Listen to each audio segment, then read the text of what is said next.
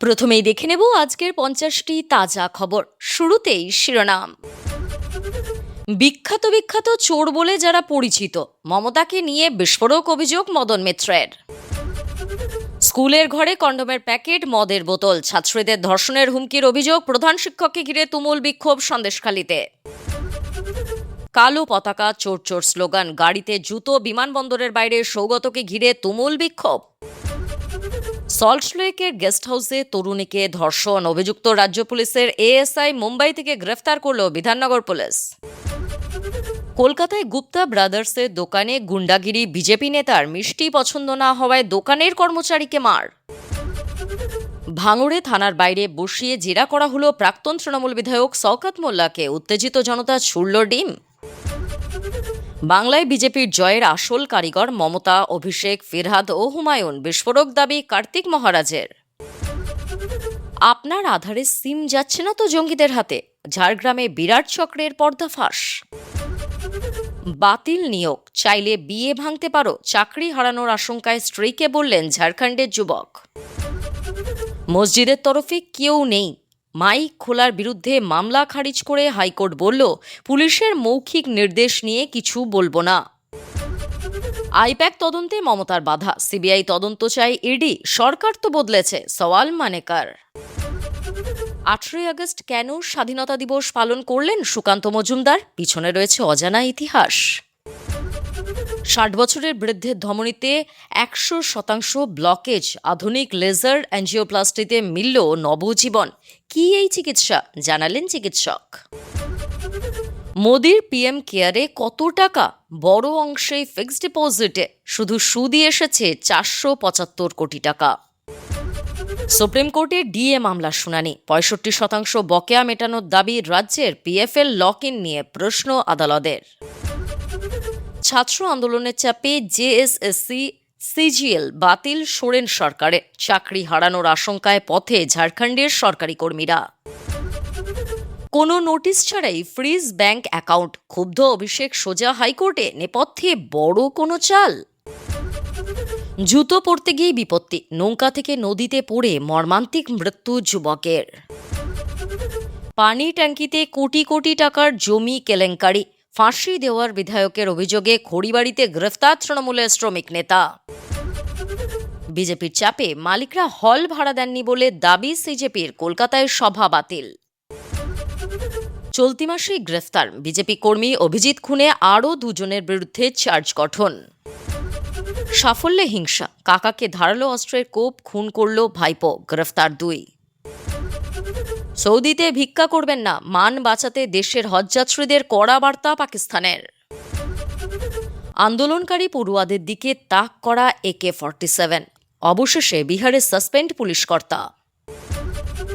30,000-এর ভিড় সামলেছে 5,000 পুলিশ, যন্তর মন্তরে বলপ্রয়োগের অভিযোগ খারিজ দিল্লি পুলিশের। অন্নপূর্ণার অ্যাকাউন্টে অন্নপূর্ণা যোজনার টাকা, মুখ্যমন্ত্রী শুভেন্দুকে ধন্যবাদ মমতা বন্দ্যোপাধ্যায়ের। আবেদন ছাড়াই কিভাবে মিলবে আয়ুষ্মান ভারত ও মুখ্যমন্ত্রীর স্বাস্থ্য বীমা যোজনার 5 লাখ টাকার সুবিধা? এখনই জেনে নিন। 10 বছর ফায়ার সেফটি নেই, তারাপীঠে তৃণমূল নেতার লজে তালা ঝোলাচ্ছে প্রশাসন। ফিরিয়েছে 6টি হল, কলকাতার কর্মসূচি বাতিল ককরোচদের, বিজেপির বিরুদ্ধে হুমকির অভিযোগ তুলে হুঙ্কার রাঙ্কার।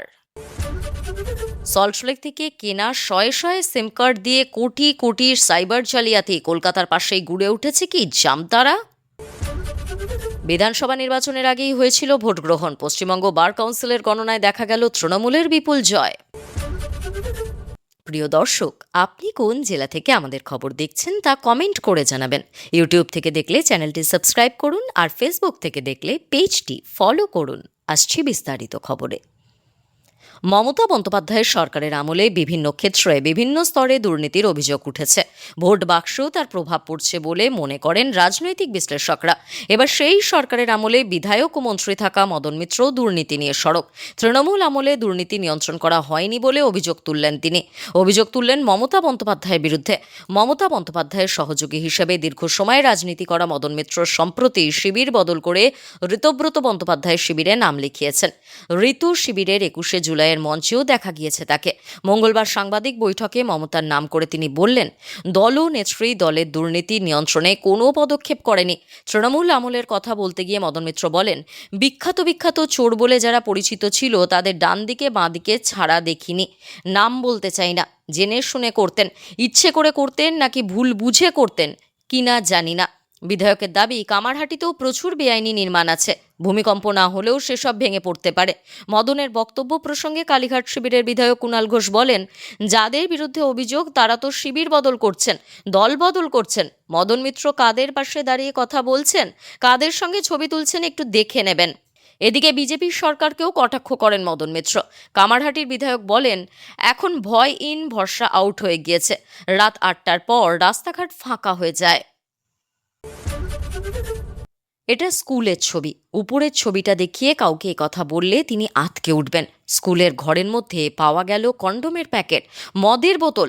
শুধু তাই নয়, স্কুলের ছাত্রীদের ধর্ষণের হুমকি দেওয়ার অভিযোগ স্কুলেরই ছাত্রদের বিরুদ্ধে। আবার প্রধান শিক্ষক স্কুলে না এসেও হাজিরা খাতায় সই করেন। সন্দেশখালীর সরবেরিয়া হাই স্কুলে এদিন পড়ুয়াদের বিক্ষোভ ঘিরে শোরগোল পড়ে। প্রধান শিক্ষককে ঘিরে বিক্ষোভ দেখায় তারা। খবর পেয়ে আসেন ন্যাজার থানার রাজবাড়ী পুলিশ ফাঁড়ির পুলিশকর্মীরা। প্রধান শিক্ষকের বিরুদ্ধে সরব হন স্কুলের অন্য শিক্ষক শিক্ষিকারা। বিক্ষোভে সামিল হন অভিভাবকরাও। বিক্ষোভকারীদের অভিযোগ, স্কুলের প্রধান শিক্ষক নিজের মর্জি মতো চলেন। স্কুলের ছাত্রছাত্রীদের সমস্যা, অন্য শিক্ষক শিক্ষিকাদের সমস্যা, মিড ডে মিলের সমস্যা, কোনো কিছুই তিনি কর্ণপাত করেন না। এমনকি তাকে কিছু বলতে গেলে তিনি স্কুলের অন্য শিক্ষক শিক্ষিকা কিংবা ছাত্রছাত্রীদের ধমক দেন। পাশাপাশি নিজেও স্কুলে ঠিকমতো আসেন না, কিন্তু হাজিরা খাতায় সই করেন। এক ছাত্রী বলে, স্কুলের অবস্থা খুবই খারাপ। হেডমাস্টারকে জানালে তিনি বলেন দেখছি, তারপর আরও কোনো ব্যবস্থা নেন না। এমনকি কিছু বললে তিনি টিসি দেওয়ার ভয় দেখান। আমরা এই হেডমাস্টারের পদত্যাগ চাই। তপতি কর্মকার নামে স্কুলের এক শিক্ষিকা বলেন, হেডমাস্টার স্কুলকে নিজের ব্যক্তিগত সম্পত্তি মনে করেন, যখন খুশি আসেন আবার চলে যান। ওর অফিস রুমে বেডরুম আছে, এসি বসানো, আমাদের টয়লেট ব্যবহার করা যায় না। উনি সবাইকে কৃতদাস মনে করেন। এদিন স্কুলের একটি ঘরের ভেতর থেকে পাওয়া যায় কন্ডোমের প্যাকেট, মদের বোতল। এরপরই এদিন ছাত্রছাত্রী, অভিভাবক এবং স্কুলের অন্য শিক্ষক শিক্ষিকারা একজোট হয়ে বিক্ষোভ দেখান। কোথা থেকে স্কুলে এসব এলো সেই প্রশ্ন উঠছে। প্রধান শিক্ষক মোহাম্মদ উজির আলী মোল্লা দাবি করেন, স্কুলে এইসব পাওয়া যায়নি। তার বিরুদ্ধে ওঠা অভিযোগ অস্বীকার করেছেন তিনি। তৃণমূলের কালীঘাটপন্থী সাংসদ সৌগত রায় ফের একবার বিক্ষোভের মুখে। এবার কলকাতা বিমানবন্দরে তাকে ঘিরে কালো পতাকা, জুতো দেখালেন বিক্ষোভকারীরা। উঠল গো ব্যাক চোর চোর স্লোগান। মঙ্গলবার কলকাতা বিমানবন্দরের চত্বরে সৌগত নিজের গাড়িতে করে পৌঁছাতেই জনরোষ আছড়ে পড়ে। তার গাড়ি ঘিরে চলে বিক্ষোভ।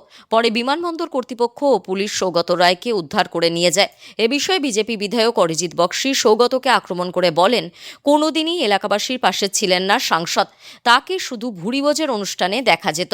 মঙ্গলবার কলকাতা বিমানবন্দর অথরিটি অফিসে একটি বৈঠক ছিল ওই এলাকারই সাংসদ সৌগত রায়। সেই কারণে বৈঠকে তাকে ডাকা হয়েছিল। তিনি উপস্থিত হতেই উপস্থিত জনতা ও বিজেপির কর্মী সমর্থকরা তার গাড়ি ঘিরে ধরে। সাংসদকে বাড়ি ফিরে যেতে বলতে থাকেন তারা। দেখানো হয় কালো পতাকা, জুতো। সৌগত গাড়ির কাছ নামিয়ে বিক্ষোভকারীদের সঙ্গে কথা বলার চেষ্টা করেন, কিন্তু তাতে লাভ হয়নি। কোনো কথাই শুনতে নারাজ ছিলেন বিক্ষোভকারীরা। কিছুক্ষণ পর সাংসদকে উদ্ধার করে নিয়ে যান বিমানবন্দর কর্তৃপক্ষ ও পুলিশ। রাজ্যে পালাবদলের পর সাংসদ সৌগত রায় প্রথমবার ডিম খেয়েছিলেন। চলতি বছরের মে মাসের শেষের দিকে নিমতায় তাকে ঘিরে বিক্ষোভ দেখান উত্তেজিত জনতা। ডিম ছোড়ার পাশাপাশি তাকে উদ্দেশ্যে দেওয়া হয় চোর স্লোগান। বিজেপি কর্মী সমর্থকরাই এই কাজ করেছেন বলে অভিযোগ করেছিলেন সাংসদ। এবার কলকাতা বিমানবন্দর চত্বরে সৌগতকে ঘিরে বিক্ষোভ প্রদর্শন হলো, উঠল চোর স্লোগান। এ বিষয়ে বিজেপি বিধায়ক অরিজিৎ বক্সি বলেন, এখানকার সাংসদ কোনো দিনই স্থানীয়দের পাশে ছিলেন না, শুধু ভুরিভোজের আয়োজনে দেখা যেত তাকে। দমদমের মানুষ এক কোমর জলে ডুবে থাকলেও কোনো দিন ওনাকে ধুতির কাপড় গুটিয়ে মানুষের পাশে দাঁড়াতে দেখা যায়নি। আজকে লজ্জার মাথা খেয়ে এখানে পৌঁছে গিয়েছেন। আত্মসম্মান বোধ থাকলে এখান থেকে পদত্যাগ করে বেরিয়ে যাওয়া উচিত ছিল। দমদমের সাধারণ মানুষ তাকে দেখেই ক্ষিপ্ত হয়ে ওঠে। দমদমের সঙ্গে তার কোনো যোগাযোগ নেই। পদ আঁকড়ে, চেয়ার আঁকড়ে বসে থাকা তৃণমূলের নির্লজ্জদেরই মানায়। তদন্তকারীদের সূত্রে খবর, ওই মামলায় আগাম জামিন নিয়েছিলেন অভিযুক্ত এএসআই, কিন্তু অভিযুক্তের কোনো খোঁজ মিলছিল না। তিনি আদালতের নির্দেশ অমান্য করে পালিয়ে গিয়েছিলেন। সল্টলেকের গেস্ট হাউসে এক তরুণীকে ধর্ষণের অভিযোগ উঠল। অভিযুক্ত রাজ্য পুলিশের অ্যাসিস্ট্যান্ট সাব ইন্সপেক্টর পদে কর্মরত, বীরভূমের নলহাটি থানায় পোস্টিং। তাকে মুম্বাইয়ের বান্দ্রা থেকে গ্রেফতার করেছে বিধাননগর পূর্ব থানার পুলিশ। ট্রানজিট রিমান্ডে অভিযুক্তকে কলকাতায় নিয়ে আসা হয়েছে। তাকে বিধাননগর আদালতে হাজিরও করানো হয়েছে মঙ্গলবার। পুলিশ সূত্রে জানা গিয়েছে, ঘটনাটি চলতি বছরের 19 জুনের। জুলাই মাসে নির্যাতিতা তরুণী বিধাননগর পূর্ব থানায় লিখিত অভিযোগ দায়ের করেন। তার অভিযোগ, সল্টলেকের সিএল ব্লকের একটি গেস্ট হাউসে তিনি গিয়েছিলেন। সেখানে তাকে ধর্ষণ করেন নলহাটি থানার ওই পুলিশ কর্মী। অভিযোগ পেয়ে তদন্ত শুরু করে বিধাননগর পূর্ব থানার পুলিশ।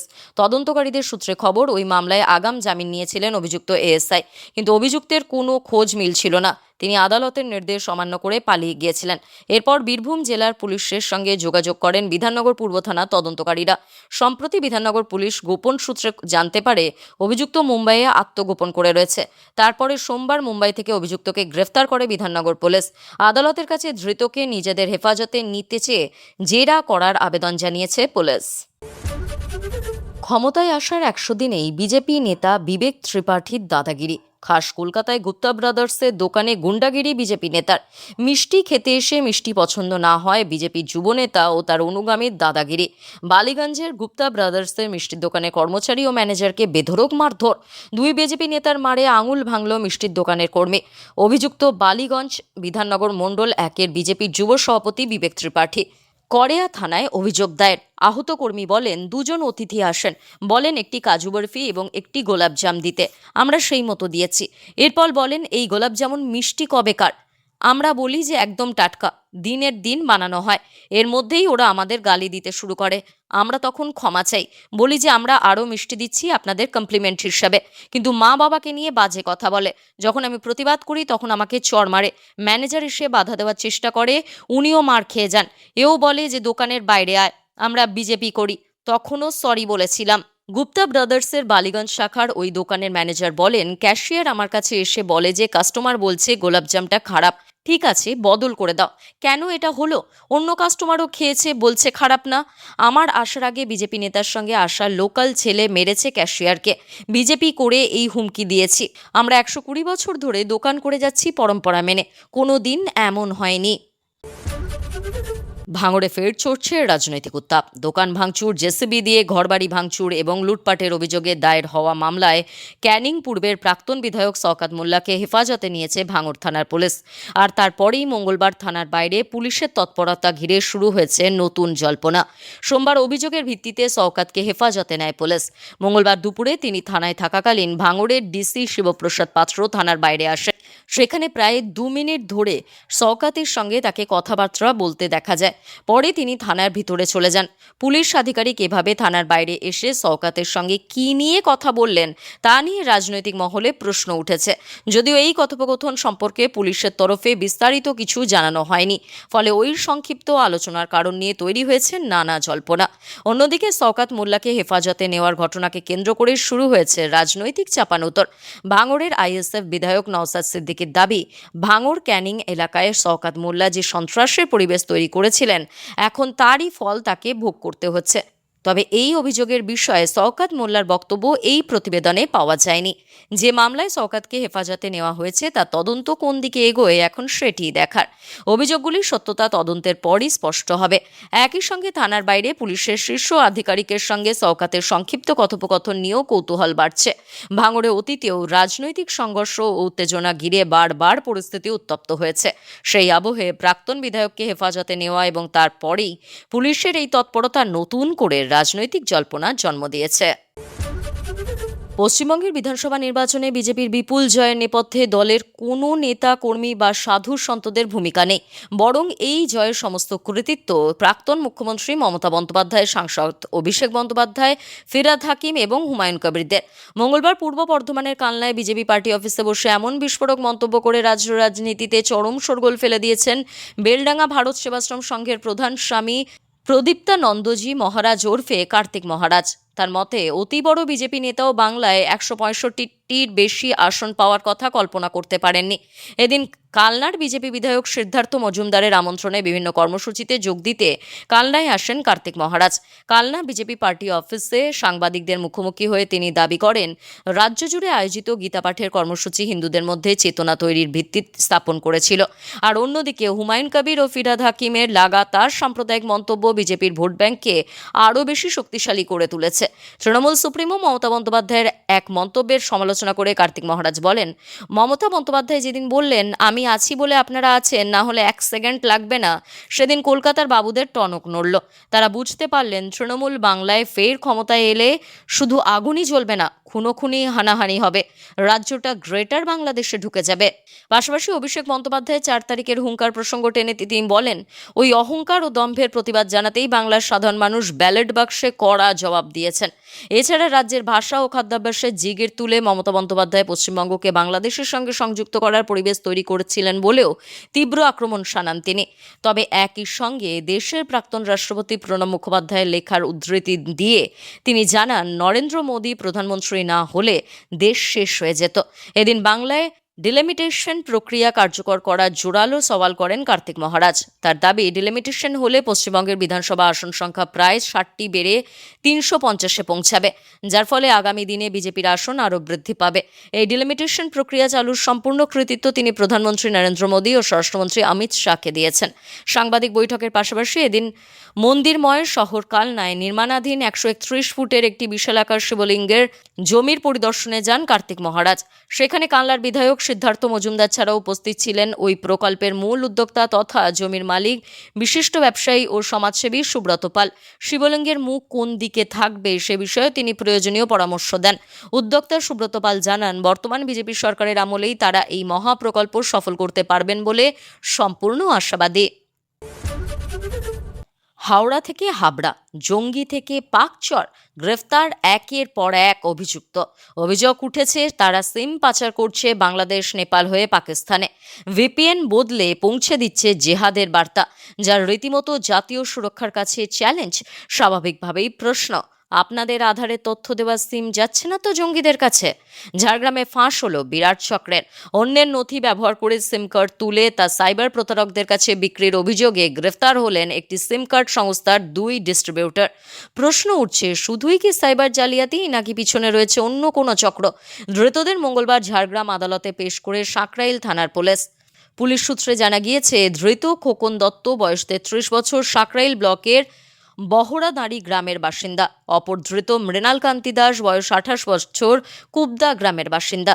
জানা যাচ্ছে, রাজ্য সাইবার অপরাধ দমন শাখার কাছ থেকে সাঁকরাইল থানার অন্যের নথি ব্যবহার করে বেআইনিভাবে সিম কার্ড বিক্রির বিষয়ে তথ্য আসে। অভিযোগ, বিভিন্ন এজেন্টের মাধ্যমে অন্য ব্যক্তিদের নথি সংগ্রহ করে তাদের অজান্তেই সেই নথিতে সিম কার্ড তোলা হতো।